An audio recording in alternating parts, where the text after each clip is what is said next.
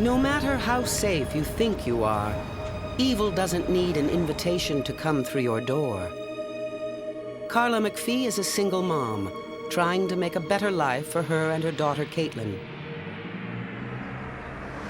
But one Sunday afternoon, Carla's mother returns with Caitlin after babysitting her for the weekend. They have climbed these steps 100 times, running to Carla's welcoming arms.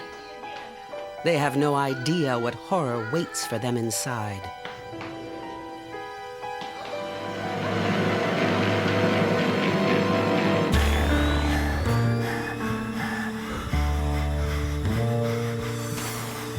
In true crime, investigation and conviction may take years. But every detective knows that the crucial clue is always there, somewhere in the first 72 hours.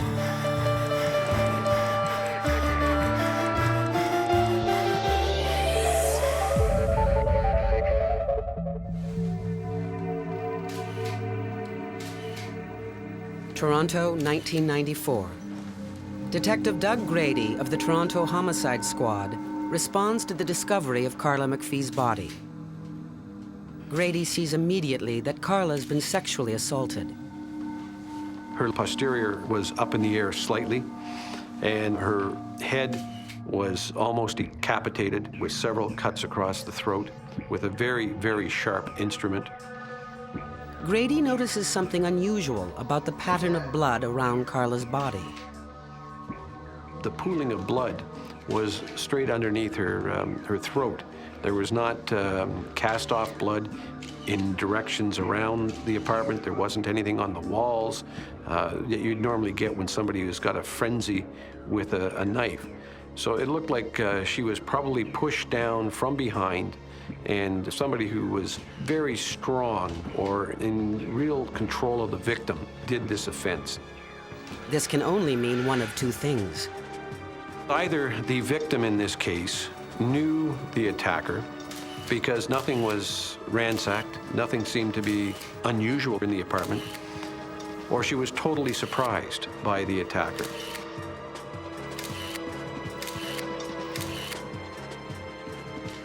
The coroner arrives to examine Carla's body.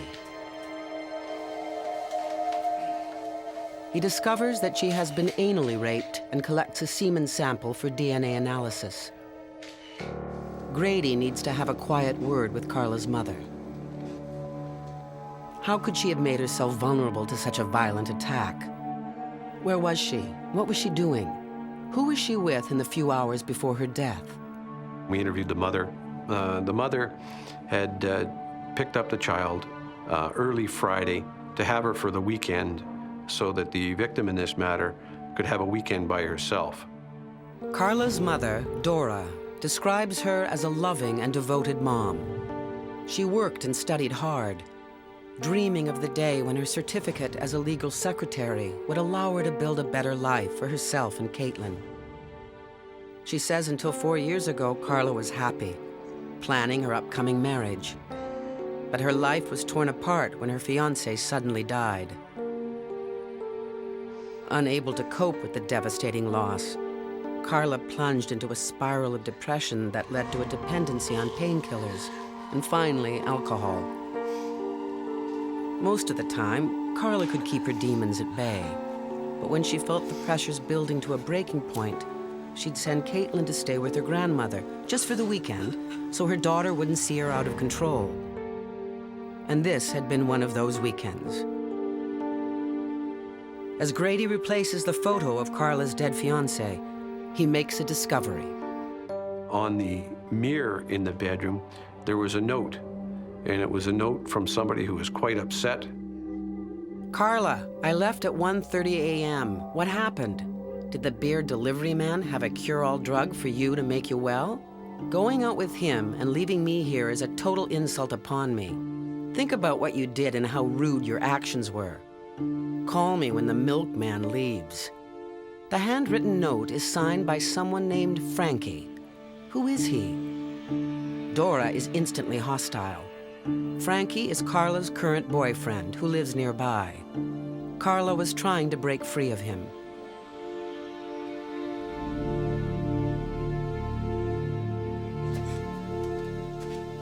Frankie is brought down to the police station for questioning. He hobbles in on the crutches he needs for his bad hip.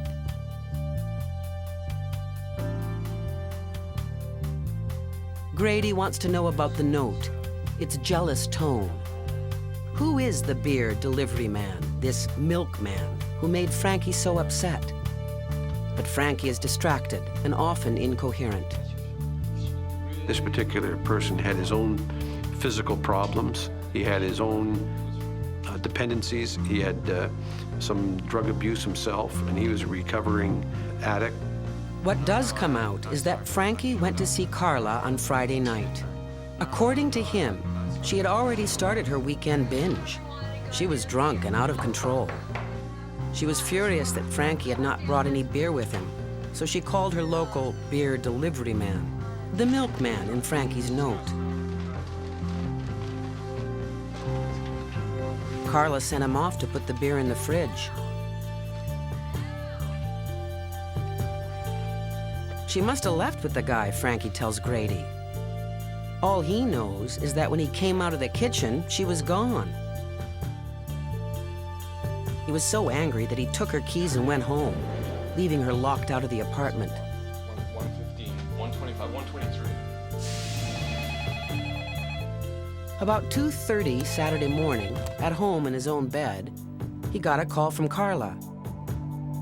She was screaming at him for locking her out. He didn't want to listen to any more abuse. He hung up on her.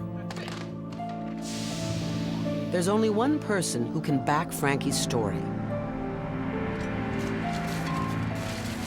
It doesn't take Grady long to find the man who makes his living as a late-night booze courier. The delivery man admits he brought beer to Carla's apartment that night. He'd done it often before. Sure, Frankie was there. But as soon as he was out of the way, Carla started flirting. She asked him to take her out for a drink. She was an attractive young woman, so he decided that when she asked him to take her to a local bar, that he thought, fine, he would do that.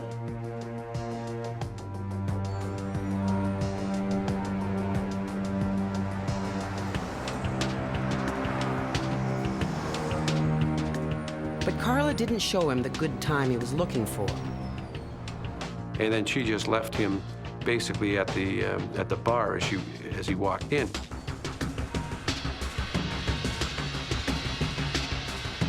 Grady now has two suspects, two men made to look like fools. But was this enough to make either one of them commit such a horrendous rape and murder? Or was Carla's murderer lurking in the bar that night, waiting to buy her one last drink?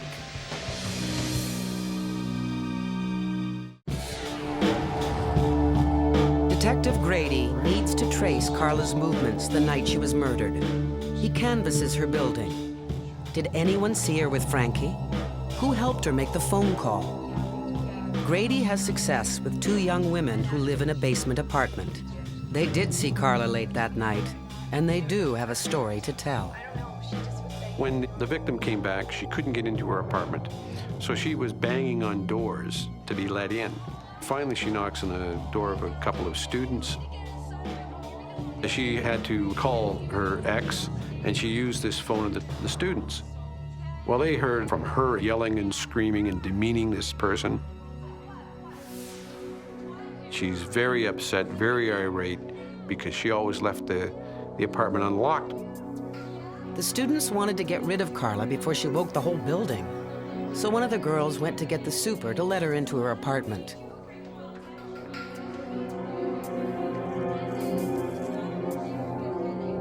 They watched her go in, and that was the last time they saw her. Since he had a key to her apartment, the super is next on Grady's list. But he tells the same story as the students. He let her in and went back to bed. End of story. After speaking to the students and the super, Grady is now convinced that Frankie is his prime suspect. He had motive, he had the opportunity.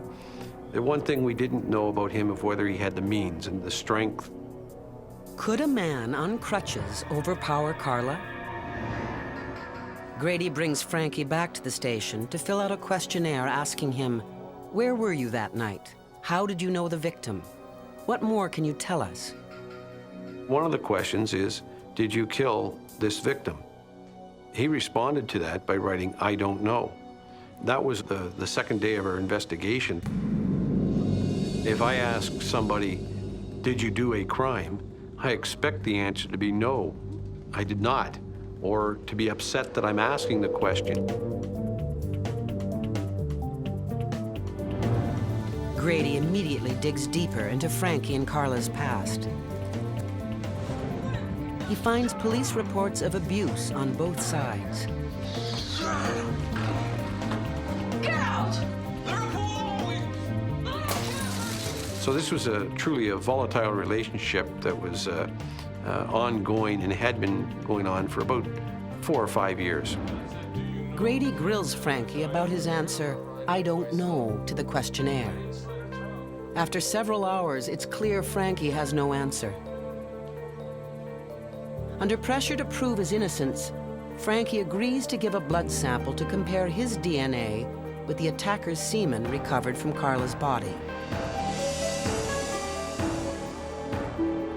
The results are a stunning surprise. DNA returns show that the semen in Carla's body did not come from Frankie.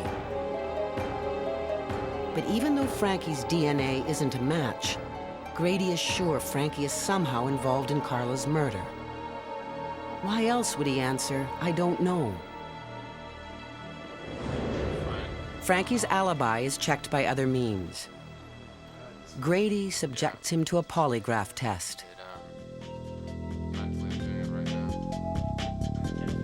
Finally, persistence pays off. The polygraph reveals Frankie is lying. But about what exactly? Well, when his DNA doesn't match and he fails a polygraph, that may mean that we have taken the wrong direction. Maybe he's not the person that committed this homicide. Perhaps it's a friend of his. Perhaps there's something he's trying to hide. Grady puts Frankie under surveillance. For me as an investigator, I want to find out who did this, who's responsible, because I'm also concerned that it was such a violent homicide.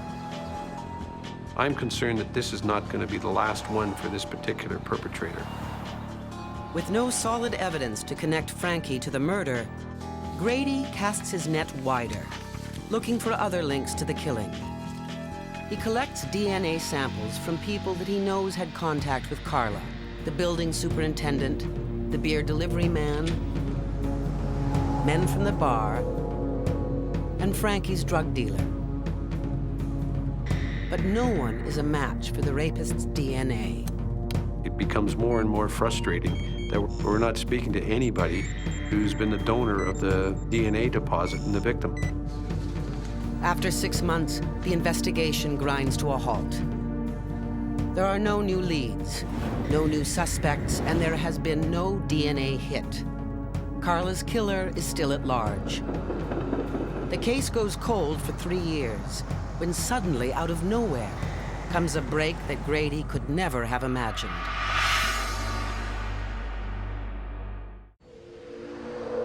Finally, Detective Doug Grady gets a break in a case that has haunted him for 3 years.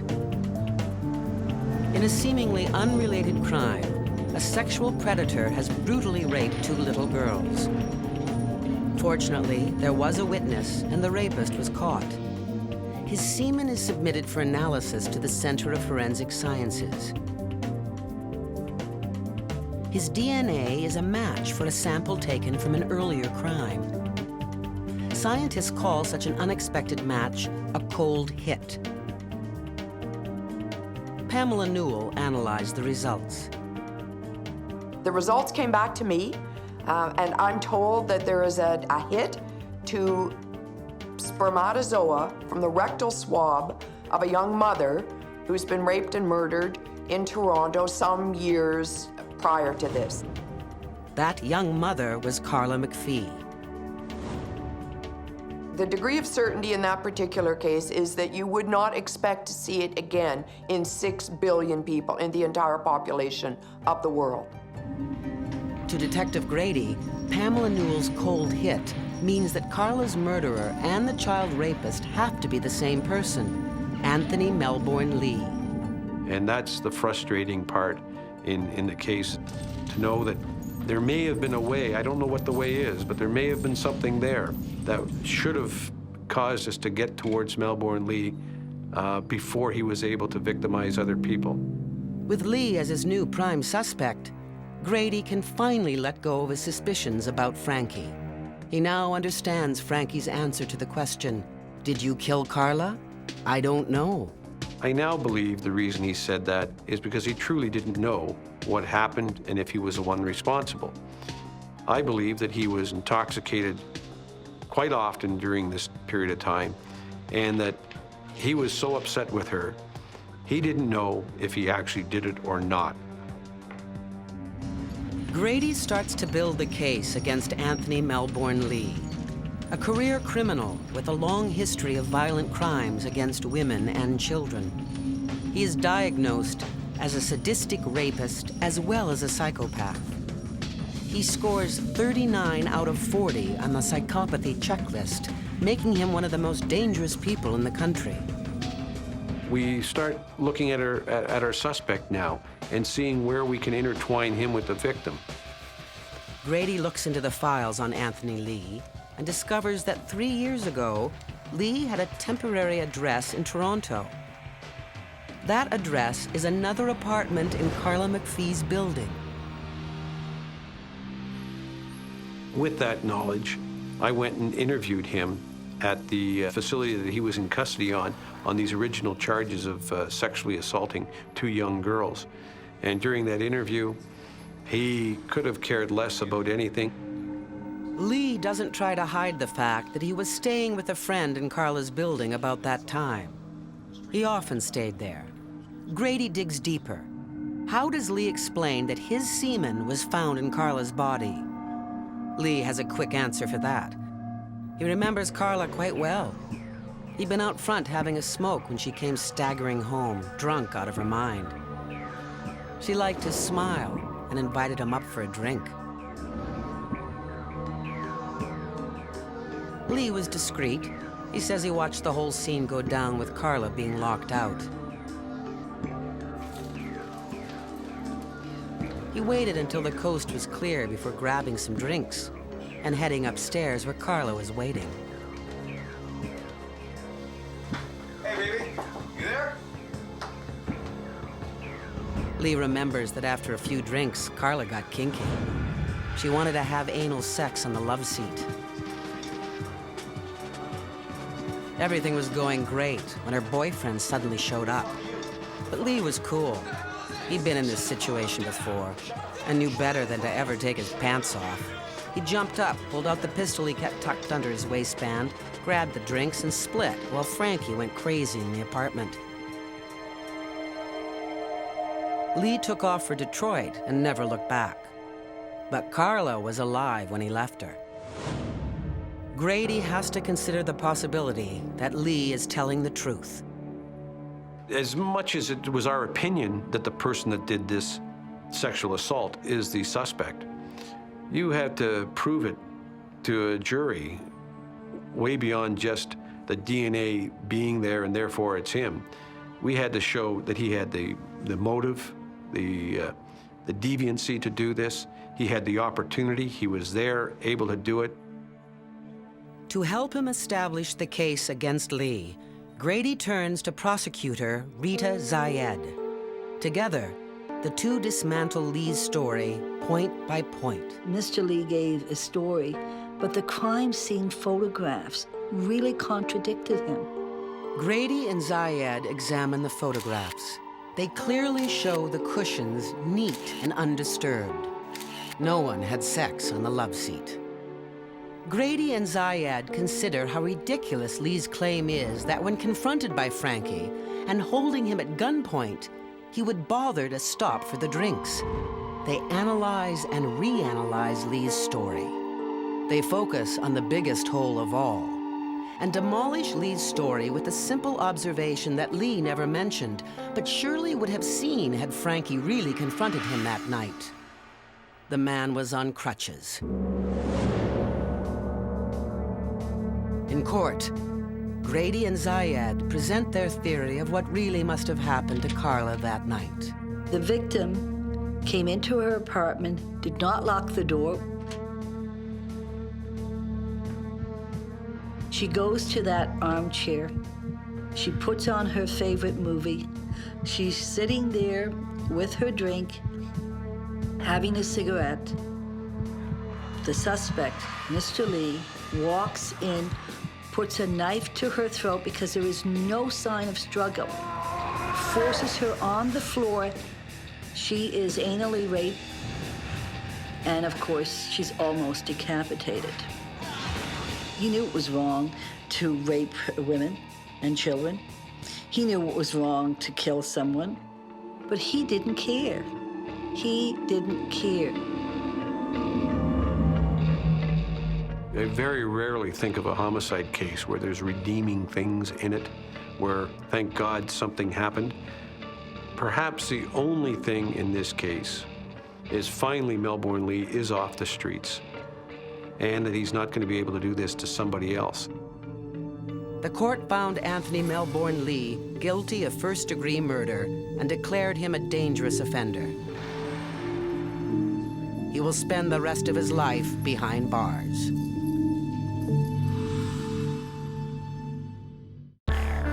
The stories on 72 Hours are true. The detectives and forensic scientists are the ones who actually worked on the case. The names of the victims are fictitious. The names of the convicted are real.